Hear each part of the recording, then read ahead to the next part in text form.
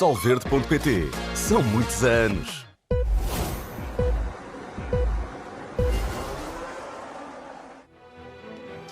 Terminou a temporada de 2023 de Fórmula 1 sob o signo dos touros, da Red Bull e de Max Verstappen em particular. 22 pilotos estiveram em pista, em competição, 21 pontuaram. Vamos à classificação final do Mundial de Fórmula 1. Apenas um Nick de Vries, que fez a primeira parte da temporada ao serviço de um AlphaTauri, não conseguiu pontuar.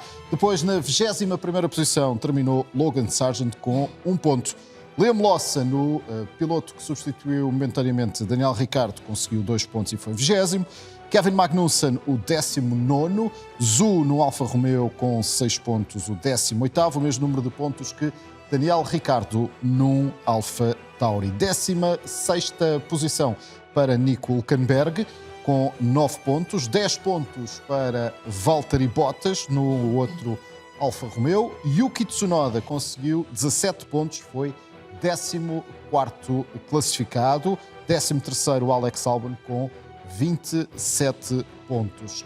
Depois, 12º Esteban Ocon, ao serviço da Alpine, 58 pontos. Pierre Gasly, o seu companheiro de equipa, 62 pontos, 11º. Entramos no top 10.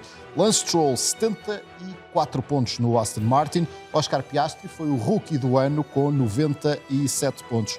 George Russell foi 8º, com 175 pontos. Carlos Sainz, o 7º, com 200 pontos. Lando Norris, com 205, o 6º. Charles Leclerc, com 206, tinha sido vice-campeão, a ser 5º classificado. Entramos nos últimos 4 classificados, ou nos 4 melhores classificados. Fernando Alonso, 206 pontos, também 4º classificado. 3º, Lewis Hamilton, 234 pontos. E depois os 2 homens da Red Bull. Sérgio Pérez foi vice-campeão com 285 pontos. Max Verstappen, o campeão, com 575 pontos. Só para se perceber, se ele fosse uma equipa, teria ganho o Mundial de Construtores. Do you feel ready for Formula 1? Youngest ever Formula 1 driver, 17 years of age. How you handled all this media attention must have been different. Do you have any worries that you might be this flash in Formula 1 and that's all? I'm not worried about that because I know where I'm capable of. A racing car is a racing car. The thing I have to do is be quick, straight away, and be consistent and don't make too many mistakes. Verstappen goes straight into the barrier. He's come a long way since then. Extraordinary drive from this teenager. Fantastic, great job. The youngest driver ever to win. Unbelievable, Max. Oh, this feels good. Max Verstappen, champion of the world. Yes! Oh my God! Oh my Lord, Max! Winning has always been in his DNA. Even from his first days in karting, that desire to compete, to win, was hardwired into the young Max. But plenty of young karters dream of racing glory, so what makes Max different? What makes him a champion? Speed? Got him. Bravery? It's bold, it's brave, it's beautiful from Max Verstappen. But sometimes he was too impatient, too eager to beat the rest and be the best. This is ridiculous. Oh, he's hit him. You can't do that. It's too dangerous. They're going wheel to wheel, and they make contact. Oh, Verstappen on the inside of Vettel, they have touched. Man, it's a day late and a dollar short. But he had to learn to tame his extraordinary talent. They touched the 2 Red Bulls. That's who I think it was. And there's no better teacher than experience. So he drove, he raced, and he learned. And now his astonishing speed is targeted. He's got 2 tenths to make up. Verstappen crosses the line to take pole position. Unbelievable. Unrelenting. Max Verstappen from 10th on the grid comes home to win. His bravery undiminished. And he's going for it again, Max Verstappen. This is absolutely epic. Every champion needs that fighting spirit. But now he has the skill, precision and timing to go with it. Now he's a past master. Verstappen is a man on a mission, carving his way through the field. Class hero, mate. Max Verstappen takes victory. He's done it from 14th on the grid. That is right up there with your best. Unbelievable.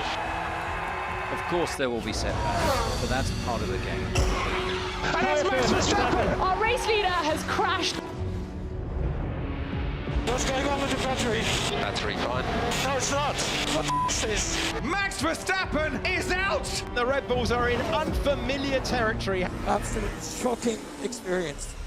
Every champion needs that mental toughness, that determination to bounce back, even stronger when things go wrong. And this year, armed with a car that's perhaps the best we've ever built, Max's combination of extraordinary natural talent and carefully honed experience have elevated him to another level.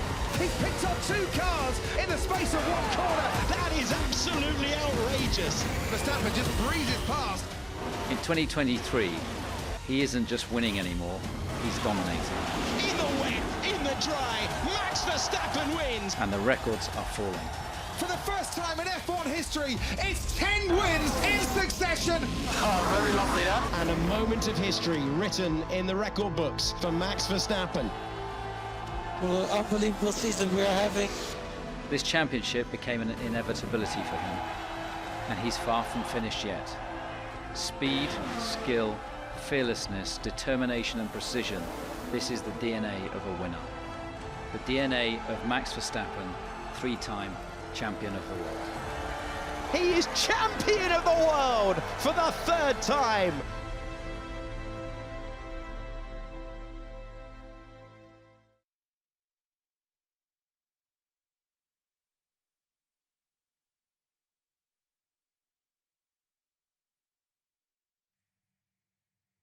Fazemos a revista desta temporada com os comentadores Sport TV Sérgio Veiga, João Carlos Costa, Pedro Nascimento e também o Nuno Pinto. Muito obrigado por estarem aqui todos. Nuno, começo por ti.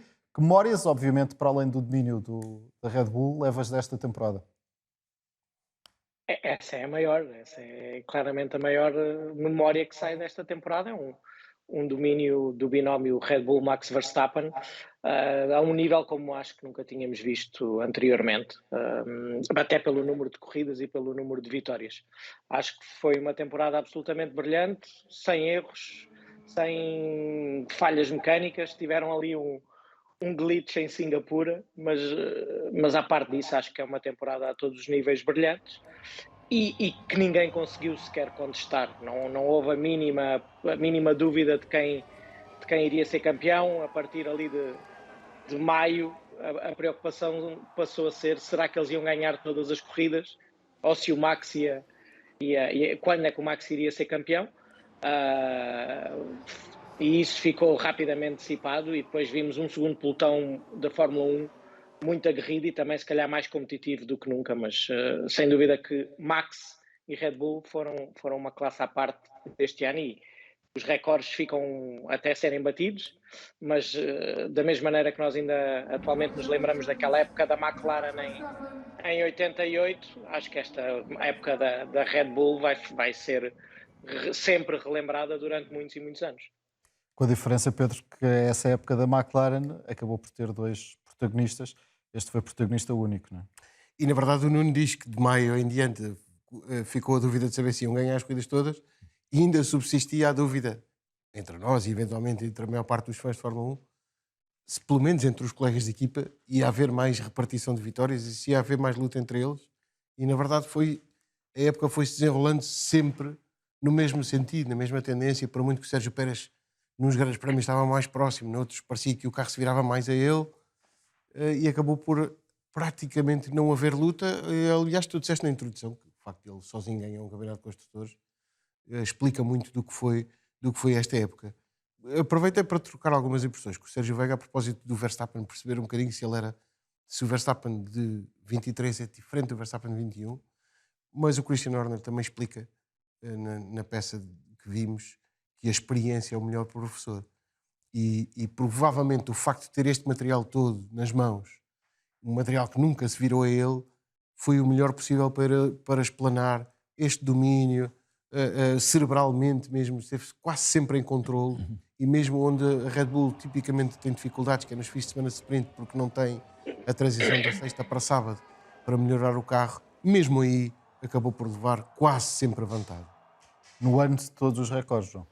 No ano de todos os recordes, mas sabes que para mim, mais do que as 1003 voltas, os pontos, há um recorde que a mim me choca no bom sentido e mostra a performance do Max Verstappen. Ele perdeu 2 pontos por prova, em média.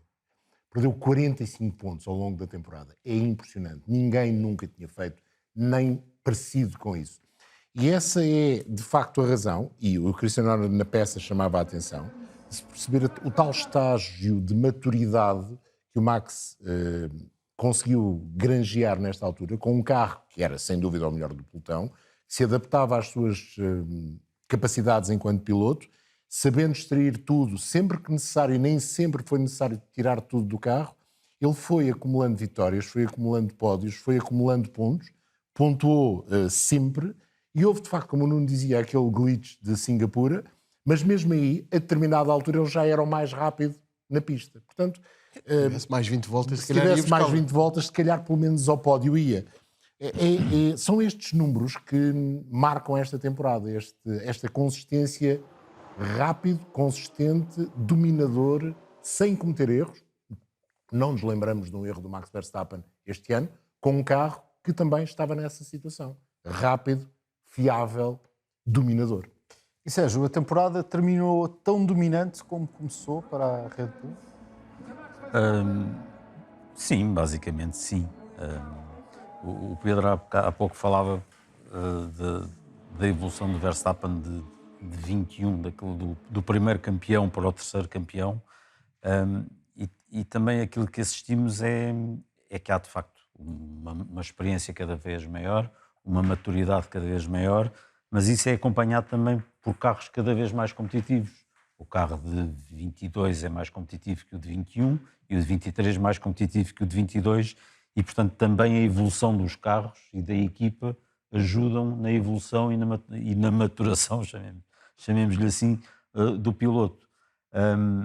Se ele acaba tão dominador, se nós olharmos para os números, pronto, estás-te a referir porque eu fiz aqui uma comparação, fui buscar a classificação do primeiro grande prémio da época e comparei-a com o último grande prémio da época, até porque se dá o caso de serem 2 grandes prémios comparáveis diretamente. São Bahrein e Abu Dhabi, são 2 provas semelhantes, começam no lusco-fusco e acabam à noite, são condições de calor, são pistas mais ou menos da mesma dimensão. A Abu Dhabi é ligeiramente mais rápida que Bahrein, foram corridas de 2 paragens, houve 2 voltas de Virtual Safety Car no Bahrein, o tempo de prova foi quase igual, 1h33 no Bahrein, 1h27 em Abu Dhabi, porque houve 2 voltas de Virtual Safety Car no Bahrein e porque a pista é ligeiramente mais lenta. E há coisas curiosas. Vemos, por exemplo, que houve de facto uma evolução da concorrência, mas percebemos como a concorrência ainda está longe. Só para dar um exemplo, no Bahrein, o melhor Mercedes foi o de Sainz e ficou a 48 segundos de Verstappen.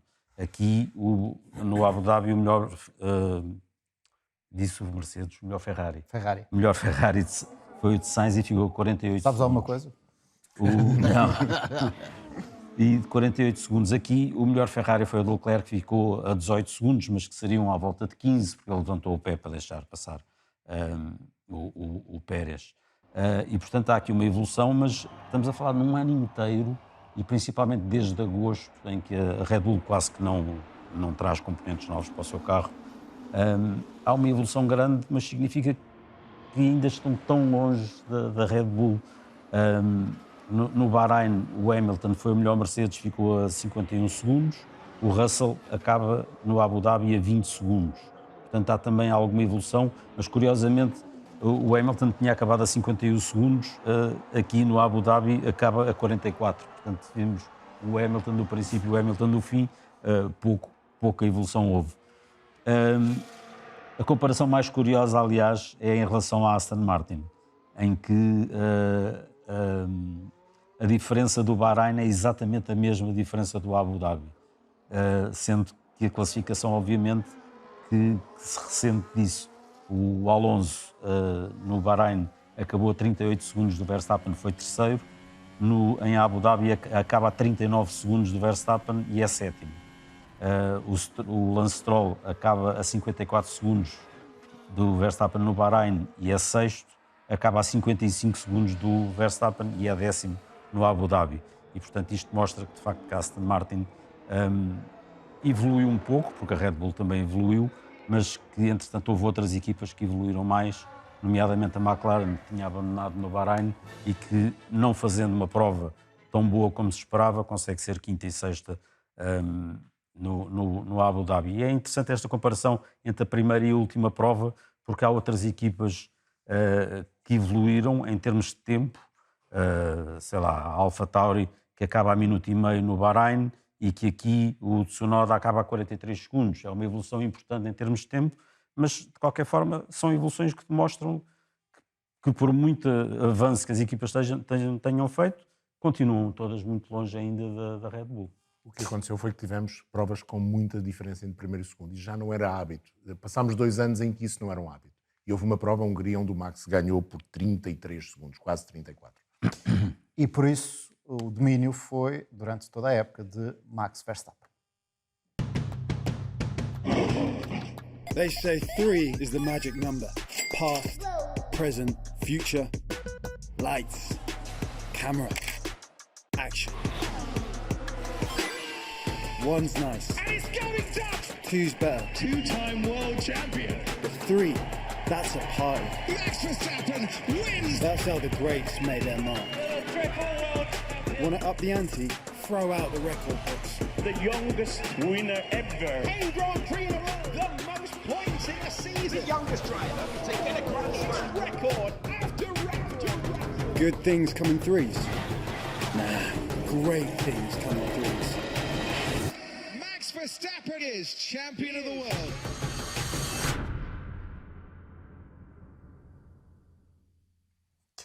Max Verstappen, que terminou então a temporada com 575 pontos, foi obviamente o campeão. 19 vitórias em 22 corridas, 12 pole positions, são estes os números de Max Verstappen, que é para o Sérgio Veiga como é que eu ia dizer, a figura do ano, não há outra forma de dizer, não é? Em relação às outras figuras que pedimos para escolher, aqui não há... É quase figura única, não é? É assim, para um programa de balanço do ano, um de nós tinha que escolher o Max Verstappen. Era ridículo ninguém escolher o Max Verstappen. Portanto, quase como o Driver of the Day, não é? Porque, caso dos 3, as pessoas já não escolhiam ninguém escolheu o Max Verstappen, apesar de quando ele fazia tudo bem feito, não é? E, portanto, eu adiantei-me e escolhi, antes que ele escolhesse, escolhi o Max Verstappen. Obviamente que o que é que há para apontar ao Max Verstappen este ano? Não sei. Eu andei a ver como é que eu vou apontar um defeito ao Max Verstappen. Houve alguns momentos que, em termos de desportivismo, houve pequenos ataques de sobranceria que ele vai ter que melhorar nisso se quiser ser um piloto. Se quiser, não sei se ele quer, mas se ele quiser ser um piloto verdadeiramente carismático, daqueles pilotos adorados por toda a gente, mesmo os que não são fãs deles, e isso é que faz o piloto carismático, sei lá. O Senna é um piloto carismático, é admirado por pessoas mesmo que não eram do clube dele. Claro. Se ele um dia quiser ser um piloto carismático, vai ter que se libertar às vezes de uns tiques um bocadinho de sobranceria que tem. Por exemplo, quando é penalizado aqui em Las Vegas, aquela comunicação do manda-lhe os meus cumprimentos aos comissários, são pequenos tiques de sobranceria, de um bocadinho de mau ganhar. Mas isso, com o tempo lima essas pequenas arestas. Melhor exemplo disso e tive que ir buscar isto para arranjar algum defeito. Portanto, o melhor exemplo é o Vettel, não é? Que quando ao fim dos 4 títulos já ninguém o podia quase ver e despediu-se como em grande forma. Mas não é preciso ir buscar assim, pequenos detalhes para arranjar algum defeito, porque ele de facto fez tudo bem feito, está com uma maturidade, está com uma leitura de corrida, e mantém aquela rapidez que sempre o caracterizou. Sendo que a grande dúvida nesta altura é tentar perceber porque é que ele tem este tipo de comportamento com o Red Bull e o seu companheiro de equipa não o tem, não é? Ele tem de facto um carro com que se sente perfeitamente à vontade, principalmente ali da quarta, quinta prova para a frente. Atingiu ali um ponto de maturação do carro em que os dois casaram na perfeição. Demoraram ainda ali 4 provas, até atingirem aquele ponto em que nós costumamos dizer em que ele vestiu o carro e formaram um único conjunto. A partir daí ele fazia o que queria, mesmo quando se queixava que o carro tinha isto, tinha aquilo, que a frente não entrava. Era uma questão de tempo, de darem ali uns ajustes. Nós vimos na última corrida os mecânicos a fazerem ajustes no carro, na suspensão, antes da qualificação, e ele a ir um bocado às cegas, é uma forma de expressão, para a pista e acabar a fazer a pole position. Até ganhou uma aposta, o Christian Horner, de 500 euros, ao Helmut Marko. Exatamente. Portanto, a máquina está tão bem oleada e, de facto, ele consegue ter um carro que se adapta às suas características. O Pérez, pelos vistos, o carro como está, não fica mais complicado para o Pérez guiar, porque a verdade é que no início do ano o Pérez conseguia estar ali mais ou menos taco a taco com o Max Verstappen. A partir da quarta e quinta prova deixou de conseguir isso. Foi precisamente a partir de Miami e este é o momento do ano, o Grande Prémio de Miami para o Sérgio Veiga. O Grande Prémio de Miami que marca então essa grande clivagem entre os dois, não é, Sérgio?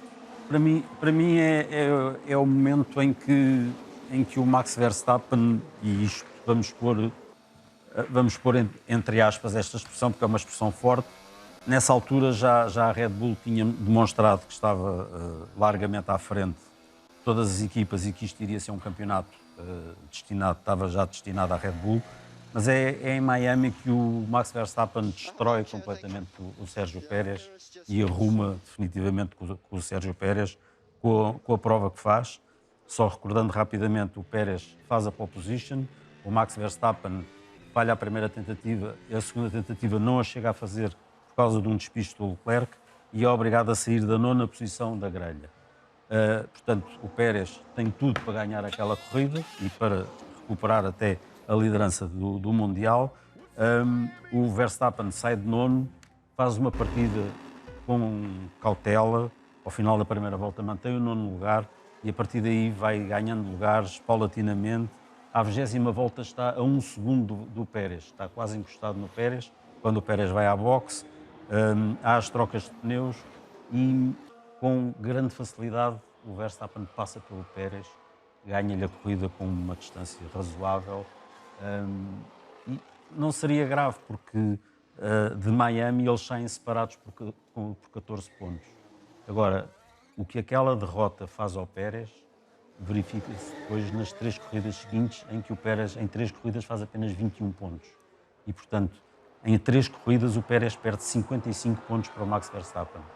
Aquela derrota em Miami deixa o Pérez completamente, em termos psicológicos, rebenta completamente com o Pérez. Um bocadinho, Nuno, há a imagem daquilo que aconteceu o ano passado, após aquele grande prémio do Mónaco, em que o Sérgio Pérez admite: eu estou aqui para ser campeão. Cometeu outra vez o mesmo erro? Sim, acho que podemos dizer que sim, porque agora foi este ano o Pérez voltou a fazer um bom início de temporada e depois voltou a dizer: eu estou aqui para lutar pelo campeonato do mundo. Mais ou menos na mesma altura. Até acho que deste ano foi um bocadinho mais cedo, foi até antes do Mónaco. E quando diz isso, os resultados começam a piorar. E não estou aqui a... Não é isto, não é pura coincidência, mas se calhar também é uma coisa que espicaça um bocado o Max Verstappen e que o faz elevar ainda mais o seu nível de performance. Porque é coincidente, as duas vezes, e nós brincávamos quando o Pérez disse isto, pronto, já não sabe, na brincadeira, dizemos, não sabe estar calado, está a fazer tão bem, isto não o vai ajudar. E aconteceu exatamente o mesmo. Acho que espicaça o Max, e o Max eleva ainda mais o seu nível, e depois, se calhar, por azar, por coincidências, há ali 2 ou 3 provas, até porque podem ser em circuitos em que o Pérez não é tão forte, começa a perder o embalo, e concordo absolutamente com o que o Sérgio diz. Aquele grande prémio de Miami tinha que ser do Pérez, e quando o Max vem lá de trás e passa por ele a meio da corrida, aquilo é duro para qualquer piloto, e acho que ali naquele momento o Pérez fica a pensar de que se nestas circunstâncias, num circuito que não é assim tão fácil de ultrapassar, o Max ganhou-me de uma forma clara, eu tenho que mudar qualquer coisa. E às vezes essas tentativas de mudança nem sempre correm bem e prejudicam a competitividade. Não sei em detalhes o que é que terá acontecido, mas já sei de outros exemplos e de outras situações em que os pilotos às vezes estão 1 ou 2 décimas atrás dos seus companheiros e não ficam contentes com isso, como é normal, e começam a tentar buscar caminhos de afinação diferentes, começam a tentar estratégias diferentes para se afastarem para se distanciarem das opções do seu companheiro de equipa, com a ideia de que assim os podem bater, e isso é contraproducente e ficam ainda mais longe e perdem mais pontos. E pode muito bem ter sido isto que aconteceu ao Pérez, ou então foi mesmo só o Verstappen a dizer: ai vais, então vamos lá ver como é que isto é. E se calhar o facto do Pérez ter batido logo a seguir no Mónaco não foi uma coincidência. Pois, é porque sabia que no Mónaco então tens que fazer a pole e arriscas ainda mais, e acontecem estas coisas, mas faz parte. Acho que não pode haver, não pode ser, não há 2 sem 3. Acho que se o Pérez quiser, tem que no próximo ano adotar, não falar, só conduzir e não falar sobre o campeonato, e ver se as coisas correm melhor para o lado dele.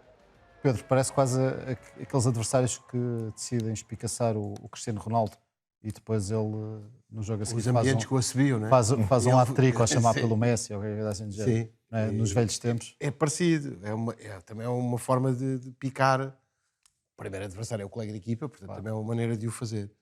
Eu acho genuinamente que o Sérgio Pérez é ótimo piloto, tão bom que tem o seu lugar na Fórmula 1. Também acho genuinamente que este carro nunca o ajudaria, numa circunstância normal, a fazer muito melhor do que fez. É verdade o que o Sérgio Nunes estava a dizer, de Miami, a seguir a Miami, o golpe é terrível. E alguém faria? É uma pergunta muito interessante que eu já me coloquei a mim mesmo. Já tentei perceber de outras maneiras, tentando perceber quem é que podia lidar com aquele carro. Ajudou-me o Alexander Albon numa entrevista recente a dizer que aquele nível de sensibilidade que o Verstappen põe naquele carro, neste momento é impossível. Ninguém consegue guiar o carro da mesma maneira. E parece-me que é um nível em que um piloto que queira não ter aquele nível de sensibilidade e ter um carro um bocadinho mais condescendente com alguns erros, não vai ser tão rápido. E isto, por um lado, defende o Sérgio Pérez, porque ele na mesma circunstância não consegue guiar o carro do colega de equipa. Por outro lado, defende o Verstappen a um ponto de dizer: este rapaz é que está a fazer pontos e a ganhar corridas, e a equipa não tem que fazer um carro à volta de Sérgio Pérez por muito tempo. João, alguma vez vimos este Red Bull e o binómio com o Max Verstappen na máxima potência? Acho que vimos. Não me vou antecipar a uma das minhas escolhas. Acho que vimos algumas vezes ao longo da temporada, infelizmente poucas vezes. Acho que vimos em Las Vegas, a determinada altura. Acho que vimos no Mónaco também, na qualificação, aí muito. Acho que vimos sempre que o Max Verstappen precisou de fazer recuperações, e o exemplo de Miami é, sem dúvida, o melhor dos exemplos. E nessas alturas ficou claro que havia sempre um pouco mais, que o piloto conseguia extrair do carro um pouco mais. Juntando a isso, a fiabilidade dele próprio. Ele pontua em todas as corridas, faz todas as voltas, é o único piloto que pontua em todas as corridas, ainda que o Hamilton também tenha feito, mas desistiu em 2, mas pontuou também em todas. E pela terceira vez na história da Fórmula 1, um piloto que faz todas as voltas de todos os grandes prémios. Lá está. Se calhar porque a determinada altura não precisou de esforçar a mecânica, e quando precisou não cometeu erros. A minha dúvida relativamente ao Sérgio Pérez é outra. É por incapacidade em encontrar as melhores afinações para o seu estilo de condução neste RB19 que ele não consegue dar a volta por cima, é a única dúvida que eu tenho. Que o carro pode ser feito à imagem e semelhança do Max Verstappen, sim. Que o Sérgio Pérez teve dificuldades em igualar a performance do Max Verstappen, sim. Mas no início da temporada, pelo menos em 2 dos 4 grandes prémios, e sobretudo num deles fez melhor do que o Max Verstappen. Em Baku, o Sérgio Pérez foi melhor que o Max Verstappen. Circunstâncias da corrida, circunstâncias buraco, não é? No carro. Do carro, não sei. Mas a verdade é que ele encontrou o caminho para aí fazer a diferença. Depois não o voltou basicamente a encontrar. É só uma questão de afinação? Houve mais? Não saberemos. Muito bem, um dos homens que esta temporada pode dizer que ganhou a Max Verstappen é Oscar Piastri numa corrida sprint.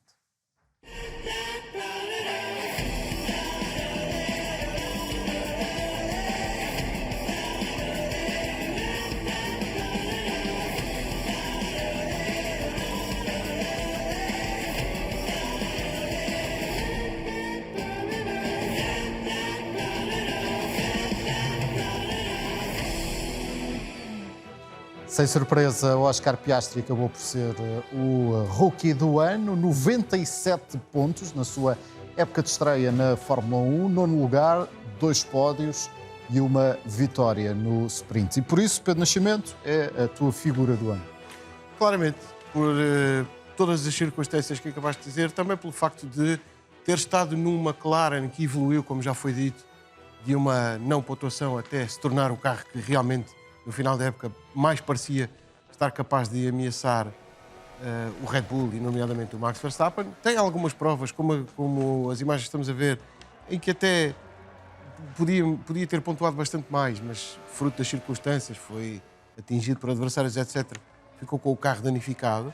É o estreante mais impressionante desde o Alex Albon e, provavelmente, o mais impressionante sempre desde o Lewis Hamilton na sua época de estreia, a tal época em que empatou em pontos com o Fernando Alonso e os dois perderam o campeonato. É verdade que há mais corridas agora, os pontos valem mais pontos. Por comparação, se o Lewis Hamilton na época de estreia tem feito o sistema atual de pontuação, acho que dava qualquer coisa como 253 pontos. Impressionante. Nessa altura, quando o Lewis Hamilton se estreou, o Piastri fazia corridas de carros telecomandados.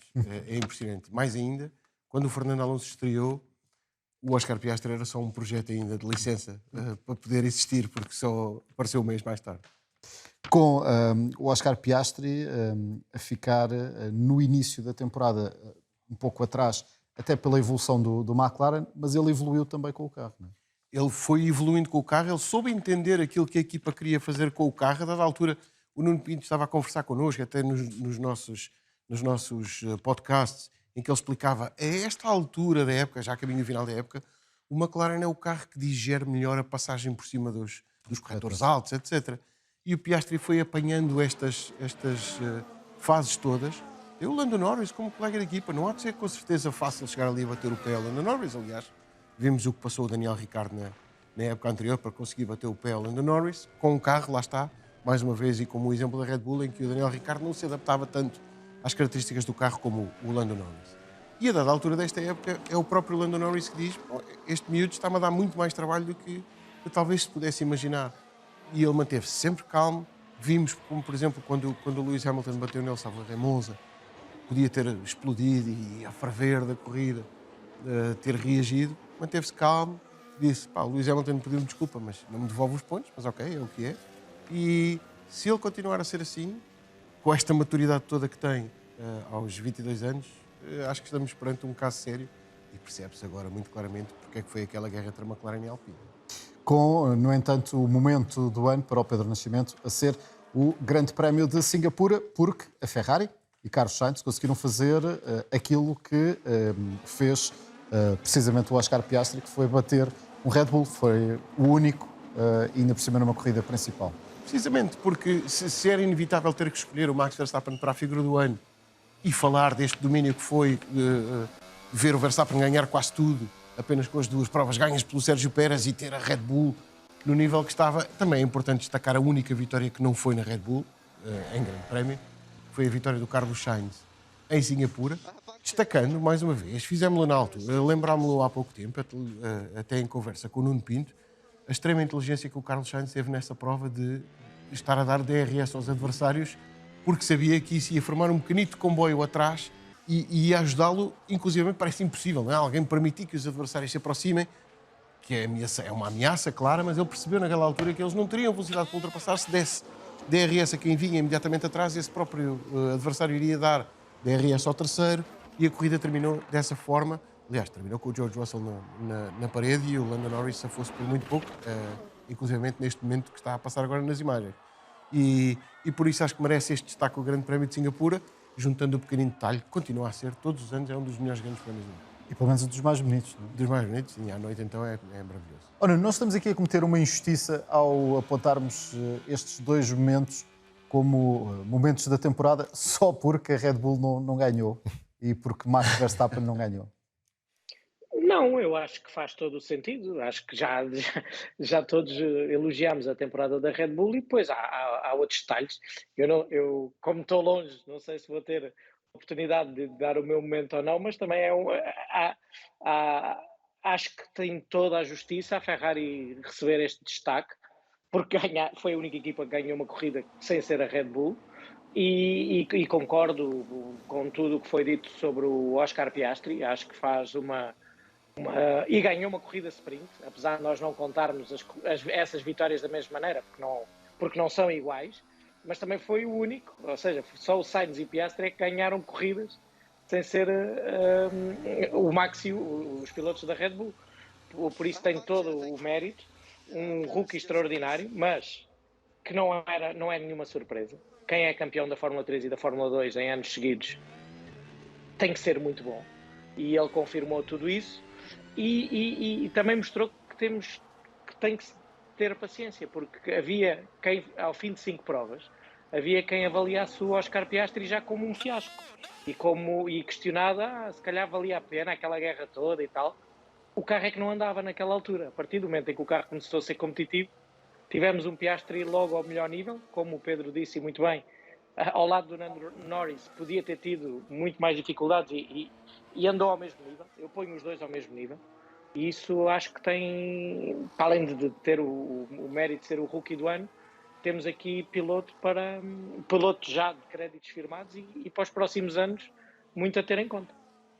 Chega à Fórmula 1 aos 22 anos, o que já é alguma maturidade, tendo em consideração Já é tarde. alguma rapaziada que entrou, Não, chegou aos 17, né? nomeadamente o tricampeão do mundo, que chega aos 17. Mas já não é possível. Sim, agora já não é possível regulamentarmente. A questão aqui, João, é olhando também para, por exemplo, a época da Ferrari, que acaba por perder quer o Charles Leclerc, quer a própria Ferrari, perderem os vice-campeonatos para a Mercedes e para o Sérgio Pérez, mas acaba em alta, quer um quer outro, com os tais 2 vice-campeonatos, não é? Vamos ver. A Ferrari deu um passo atrás, já o disse, a Ferrari deu um passo atrás no início da temporada, a Mercedes deu um passo ao lado. A Ferrari conseguiu recuperar. A última imagem, não é? A última imagem que fica com o segundo lugar. A imagem parecida com aquela que a Ferrari dava no início da temporada passada, ainda não capaz de lutar diretamente com a Red Bull, apesar da vitória do Carlos Sainz em Singapura, enquanto a Mercedes foi mantendo o passo ao lado. Ou seja, não podemos dizer que o W14, apesar de ter resolvido muitos dos problemas do W13, foi um carro mais competitivo. Inclusivamente, não ganhou e o W13 ganhou.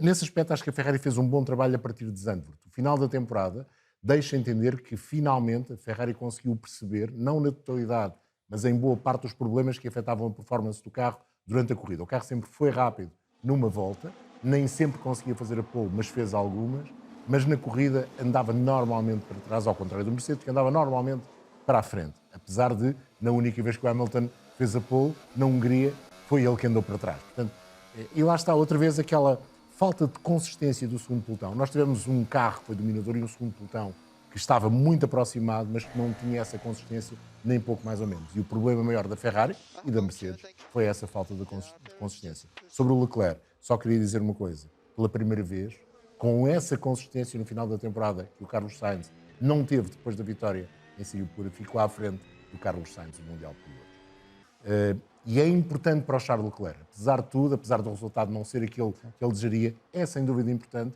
porque é estranho ele nos 2 primeiros anos com o Carlos Sainz ser perdido no cúmplice geral do campeonato. Com a questão de a McLaren e Oscar Piastri terem evoluído enquanto, por exemplo, outros pilotos e outras equipas andaram, se calhar, um bocadinho para trás. No caso da Mercedes, era aquilo que o João estava a dizer, tivemos sempre corridas melhores do que as qualificações, no caso da Ferrari, melhores qualificações do que corridas.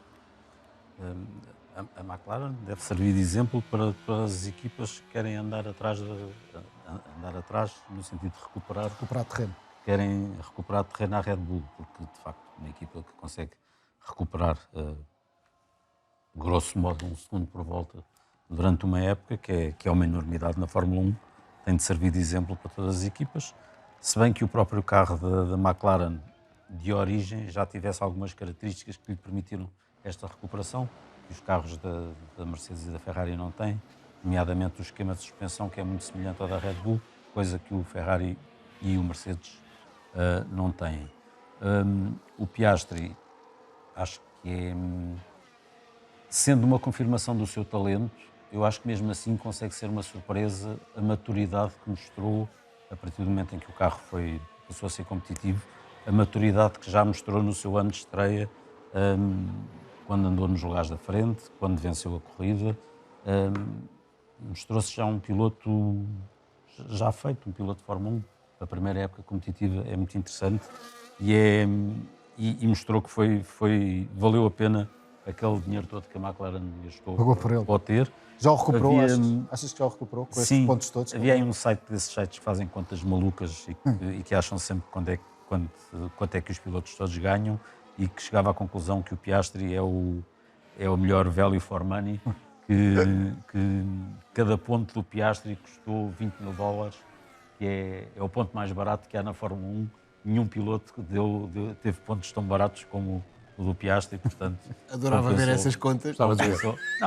É dividir o ordenado pelos pontos conquistados. Mas tens que juntar também a cláusula de rescisão, não é? Temos de pôr a indenização. Não sei se será assim tão barato. Deixa-me só dizer quanto tu falavas da Mercedes, a Mercedes teve um caso, foi um caso estranhíssimo que o Hamilton já abordou numa entrevista já após final de ano, que é...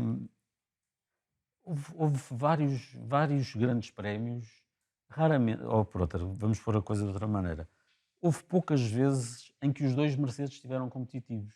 Vimos em muitas corridas o Hamilton competitivo e o Russell fora, outros era o Russell em cima e o Hamilton fora, e portanto havia ali qualquer coisa, o Hamilton atribui-se a pequenas coisas no carro. Não achas que serem brutalmente diferentes? Já o ano passado eram, não é? Já o ano passado eram. Mas criou-se uma espécie de mito urbano que o Russell lidava muito melhor com carros horríveis. E este ano foi um bocadinho diferente. O Hamilton acaba o campeonato, terceiro. Aquilo que o Sérgio está a dizer é Barcelona foi a única prova em que isso aconteceu. O Hamilton, no fundo, se nós olharmos assim friamente para os números, o Hamilton faz uma grande época. É o melhor dos outros, atrás dos homens da Red Bull, é o melhor dos outros. Portanto, isso? Faz uma boa época, mas a época da Mercedes é verdade que melhorou de terceiro para segundo lugar, mas é fraquinha. E, finalmente, deixa-me só dizer uma coisa em relação ao Carlos Sainz, porque eu acho que o Carlos Sainz se preparava para ser de novo melhor que o Leclerc no campeonato, e aconteceu-lhe o mesmo que aconteceu ao Sérgio Pérez naquele pós-Miami, que é, não é estes pilotos, é atletas de alta competição. Os atletas de alta competição, quando estão a competir, estão com uma fasquia, estão, digamos, numa bolha, estão num foco, que quando saem dessa bolha e desse foco, depois para voltarem lá é o diabo. Claro. No caso do Pérez, demorou 3 grandes prémios que esteve completamente fora dela. E o Sainz estava bem, até lhe acontecer aquilo em Las Vegas. Tampa, não é? A partir do momento que lhe sai aquilo de Las Vegas, essas 2 corridas acabaram. Ele foi 6º em Las Vegas, acho eu, portanto ainda... Mas depois, no Abu Dhabi, ele não esteve presente. E o facto de ser muito curto. Ele não esteve presente. Não? E, portanto, o Carlos Sainz sai de São Paulo com mais 22 pontos que o Leclerc, Verdade. E em 2 provas acaba 6 pontos atrás do Leclerc.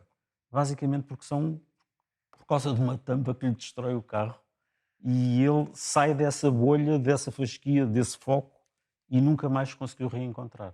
E ele, no Abu Dhabi, ele sai para a pista no único treino que interessa e ao fim de 8 minutos tem o carro na barreira. E a corrida é uma corrida para esquecer, porque saiu desse foco. E depois, primeiro que voltem a esse foco, demora... Este ano já não é. Esperemos que consiga voltar no próximo ano. E o que dizer sobre Fernando Alonso, que começou a temporada em alta e terminou também em boa posição, mas pelo meio teve ali uma espécie de travessia pelo deserto.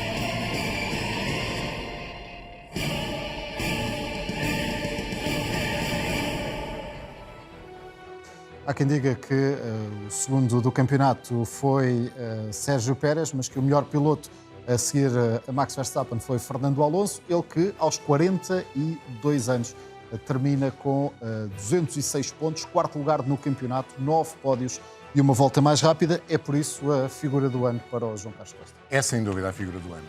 E temos de ir à pré-temporada. Começou a haver muita informação e, sobretudo, dentro da equipa, os próprios elementos da equipa começaram a dizer que este Aston Martin ia ser competitivo.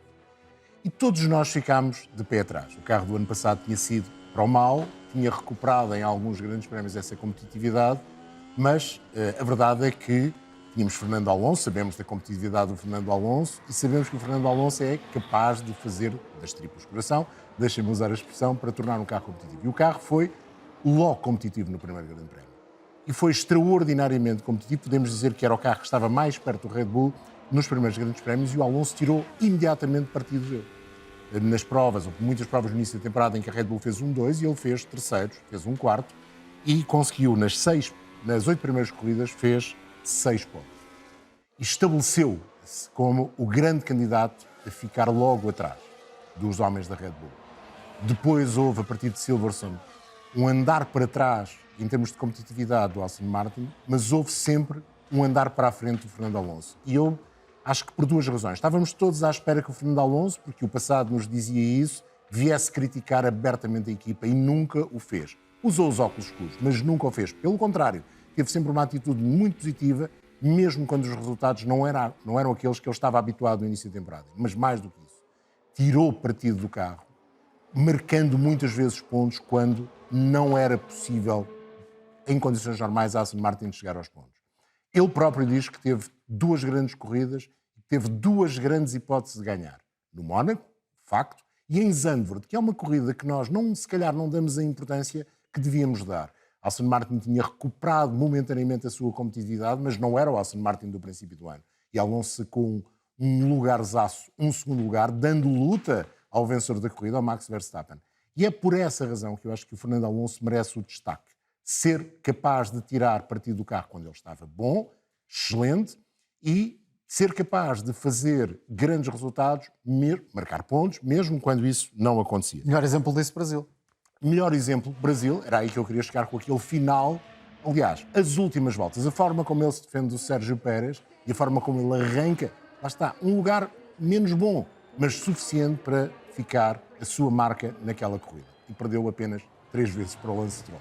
Também é importante. O momento da época para Fernando Alonso é também a qualificação no Mónaco, porque, curiosamente, é um terceiro lugar excepcional por parte de Max Verstappen, que acaba por lhe roubar, se calhar, a vitória numa corrida. É verdade, o Fernando Alonso dizia isso mesmo. O facto de não ter feito a pole, e tudo parecia indicar que ele ia fazer a pole position, na primeira curva o Max Verstappen ganha uma décima. Aliás, perde uma décima para o Fernando Alonso. E até ao final do segundo setor vinha a perder 2 décimas. E enrascasse, vira tudo a favor dele. Como é que ele conseguiu fazer isso? Não se vê nenhum erro do Fernando Alonso naquela curva, mas o Max naquela curva faz tudo. E isso leva a algo que talvez seja nesta altura uma das grandes razões da competitividade do Max Verstappen, que é a facilidade com que ele faz rodar os carros, o tal movimento de rotação. Não se preocupando com a traseira. Ele domina a traseira, quer ter frente e consegue rodar rapidamente. E ali talvez tenha sido um dos momentos de maior demonstração dessa facilidade com que o Max faz esse movimento. E depois tem sorte, obviamente, ele dá um toque à entrada da reta da meta, mas mesmo assim consegue fazer a pole. Ele no último setor ganha 3 décimas ao Fernando Alonso, vinha a perder 2 e fica com a pole. E com a pole no Mónaco, em condições normais, é a vitória. E acho que o Fernando Alonso diz, eu tive 2 hipóteses de ganhar, uma delas no Mónaco, outra em Zandvoort, e sabe que aquele momento na qualificação foi determinante, não por culpa dele, mas sim por culpa positiva do Max Verstappen. Nuno, deixei para o fim esta questão para ti, porque para não estarmos aqui a repetir, alguma destas é a tua figura do ano? É o Alonso, concordo. Para mim a figura do ano é obviamente o Max Verstappen. Acho que o Fernando Alonso é o segundo melhor piloto do ano. Teve por tudo o que o João disse, mas como vocês imaginam, eu tenho um bocadinho mais de informação e sei mais do que é que se passou durante o ano. Não concordo totalmente com esta situação do Mónaco, sei o que é que se passou, mas de fora isto faz sentido. Por outro lado, quando nós vemos que o Fernando Alonso faz os 9 pódios, basicamente quase metade das corridas ele foi ao pódio, e faz aquele início de temporada absolutamente estratosférico, a aproveitar tudo o que o carro dava, mas como o João também disse, eu valorizo ainda mais a temporada do Alonso a partir do momento em que a Aston Martin perdeu competitividade. E aí sim é que ele demonstrou uma capacidade de outperform, não é? de conseguir coisas e resultados para os quais o carro não estava talhado. Naqueles 4, 5 meses ali entre Silverstone e os Estados Unidos, se calhar, sim, Estados Unidos, México ainda, esses meses não foram ideais. A Aston Martin não desenvolveu o carro da melhor maneira, acho que até andou para trás, por diversas razões. No final voltou a recuperar a competitividade, voltando a usar peças do carro antigo, entre aspas, do carro do Bahrein, e foi nessa altura que aqueles pontinhos, aqueles 6º, 7º, 8º, às vezes 5º, o segundo de Zandvoort, esses resultados foram totalmente mérito do piloto. E não parece um piloto de 42 anos e teve exibições absolutamente fantásticas e tudo no braço, e muito da capacidade dele de liderar, de analisar, de decidir a estratégia e de ser um piloto extraordinário, que acho que todos nós sabíamos, e mostrou uma faceta, para mim, foi a primeira vez que trabalhei numa equipa onde ele teve, custa-me acreditar outras coisas que se diziam sobre o Fernando Alonso dentro das equipas em anos anteriores, porque o que eu vi foi precisamente o oposto. Foi um membro de equipa extraordinário. Não há nada a apontar. Acho que foi uma época absolutamente brilhante em que contribuiu para tudo dentro da equipa e para grandes resultados. Por isso ele é o meu segundo melhor piloto do ano e concordo com esta última escolha. E a Aston Martin também faz uma boa época. Não se pode... Acho que um dos momentos do ano também para nós como equipa é o Bahrein, em que depois de virmos de uma época menos boa, no Bahrein éramos a segunda melhor equipa e tens um ótimo resultado com o Fernando em terceiro e um ótimo resultado com o Lance, com 2 pulsos partidos e um dedo do pé partido, a conseguir chegar a sexto. Para além da superação como piloto, se o carro não fosse bom, era completamente impossível fazer aquele resultado de conjunto de equipa, e foi um grande boost e é um ótimo sinal para o futuro desta equipa. Ainda por cima numa temporada de mudança, até mudança física, não é? Para a nova fábrica em Silverstone. Para além destes que já falámos, mais alguém merece destaque na tua opinião? Eu lembro-me, por exemplo, no caso do Alex Albon, que faz mais alguns corridaços, o caso da evolução da AlphaTauri, coincidente ou não com o regresso do Daniel Ricciardo e com alguns bons resultados do Tsunoda e até do Liam Lawson.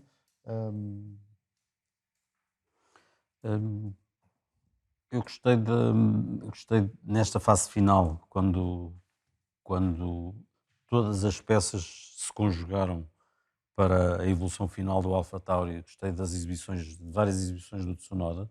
Aliás, ao longo do ano, o Tsunoda colecionou vários 11º lugares, o que dá a ideia que não está a fazer grande coisa porque não aparecem pontos, mas a verdade é que, mesmo na fase em que o AlphaTauri era um mau carro, ele fez vários 11º lugares e acho que este ano o Tsunoda deu um salto importante a nível de competitividade. Acho que, de facto, o Albon fez boas corridas, mas mais que o Albon foi a evolução da Williams, que deixou de ter aquele carro que era bom em retas para ter um carro que continuava a ser bom em retas, mas que conseguia ser bom em mais coisas, ser um carro competitivo em várias outras áreas e ser um carro mais homogéneo, permitindo aos seus pilotos.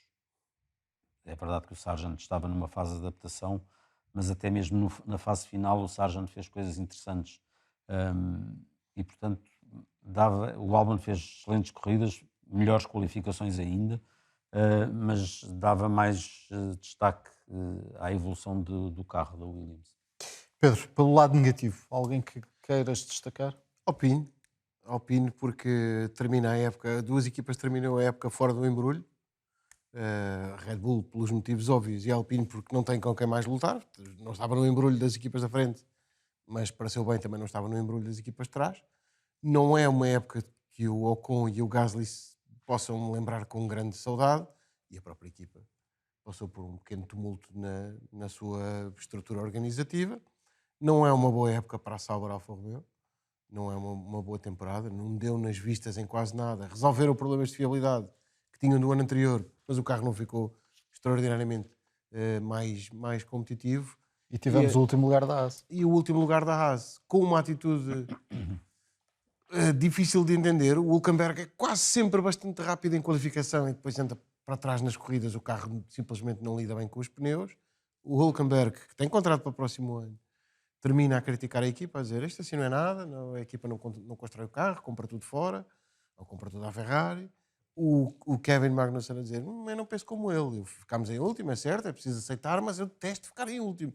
Isto deve espicaçar-nos para fazer bastante melhor no próximo ano, e se a atitude da equipa tem que mudar de todos os lados.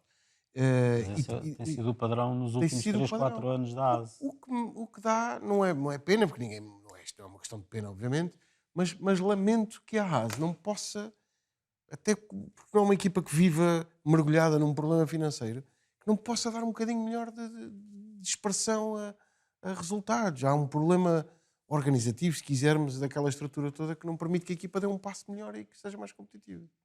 Muito bem, olhamos para o calendário de 2024, 24 corridas, será, se cumprirmos todas as corridas, o maior calendário de sempre. Tudo começa a um sábado no Bahrein, depois na Arábia Saudita uma semana depois também a um sábado, depois vamos até à Austrália e vamos ter aqui esta sequência, para quem gosta de dormir, muito complicada: Austrália, Japão e China.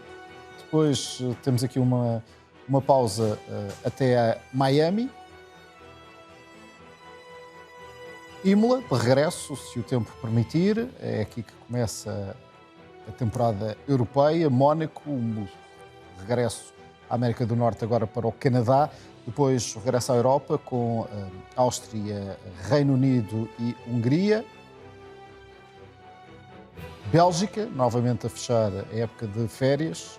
Depois das férias temos os Países Baixos, Monza, Azerbaijão, no adeus à Europa.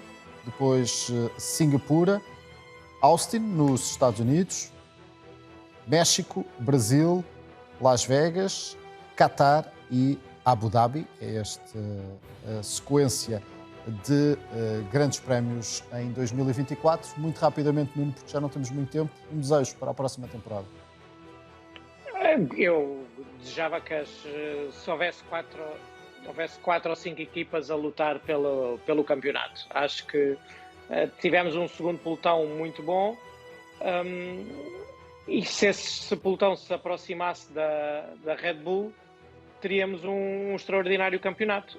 Acho que não vai acontecer, mas esse é o meu desejo e a minha esperança, termos carros verdes, vermelhos, cinzentos, azuis, a lutar com aqueles azuis mais escuros, e se fossem mais ainda melhor.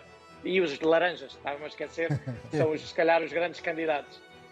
Muito bem, ficamos então com essa época para lançar. Entramos agora em época de descanso, especialmente para quem trabalha na Fórmula 1, como é o caso do Nuno. Muito obrigado por estares aqui connosco. Obrigado também ao Sérgio Veiga, ao Pedro Nascimento e ao João Carlos Costa. Resta-nos regressar então em fevereiro, são só 3 meses até o arranque da temporada no Bahrein. Até lá já sabe, fique bem, fique com a F1 na Sport TV.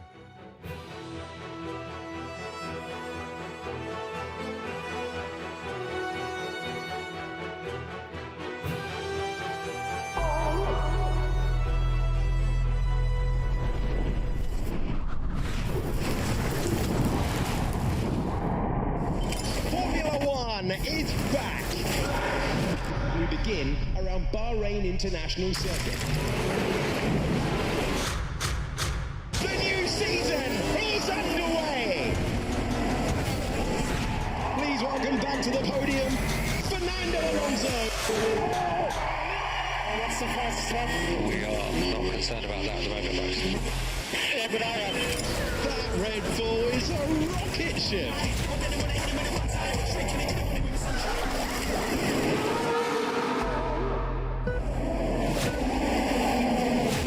Contact! It's a Perez masterclass!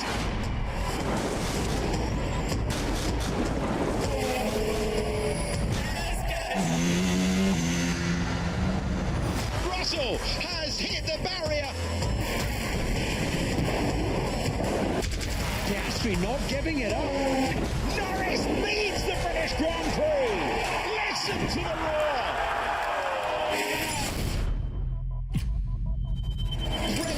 Their 100th victory. Max Verstappen wins the Canadian, the Austrian, the British, Hungarian, Monaco, Qatar, Mexico City Grand Prix.